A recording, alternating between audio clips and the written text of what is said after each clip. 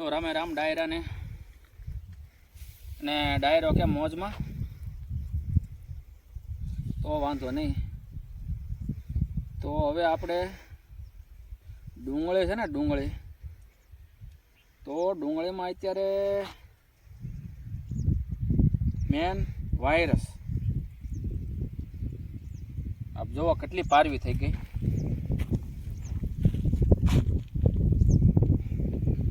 Main virus આવી ગયું છે અને બીજા નંબરમાં કે બાફ્યો આવી ગયો વધારે પડતો, કેમ કે આ વરસાદ વરસી ગયો એટલે 50% આમાં વયું જ ગયું છે વાયરસ ને બાફ્યાના હિસાબે. એટલે અત્યારે ડુંગળીમાં તો બહુ થોડુંક કેવડાવે એમ છે, કેમ કે રોપ હતો તો રોપમાંથી અત્યારે બાફ્યો આવી ગયો એટલે એ ખેડી નાખવો પડ્યો.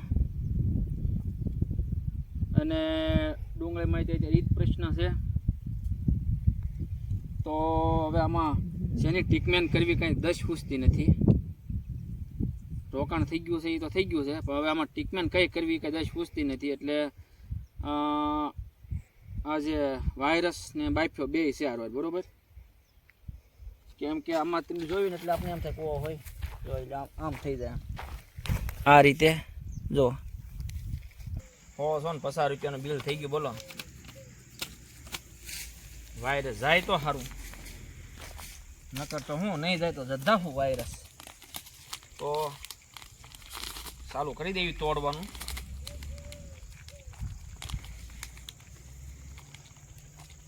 અને હાથ તો ન અડાડે, કલર બેસી જાય એમ કે. જોઈ લો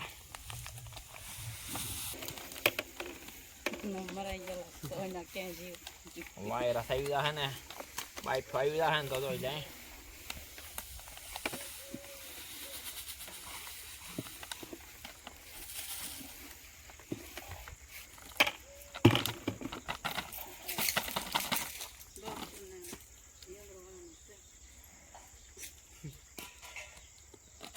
આ છે બ્લુ કોપર.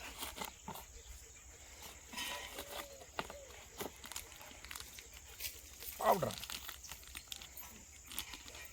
વાસ બહુ મારે, વાહ ગજબની વાસ મારે.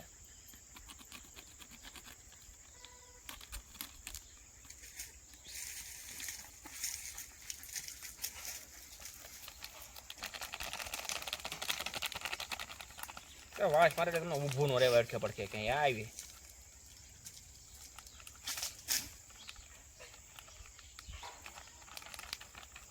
હવે આને ભેળવી નાખવું. બસ બંધ કરી દે.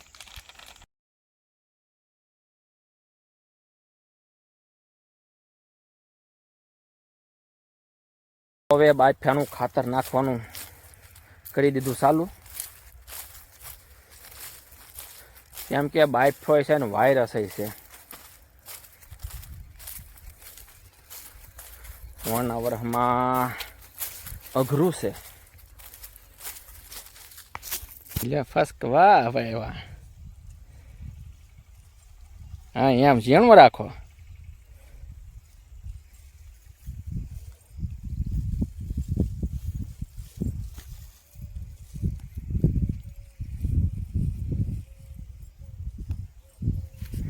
તો આ રીતે ખાતર નાખી દીધું અને વાહમાં જવો દવાઈ છાંટવા આવે છે ઓલા ભાઈ. એ છે વાયરસની, ખાતર છે બાફિયાનું.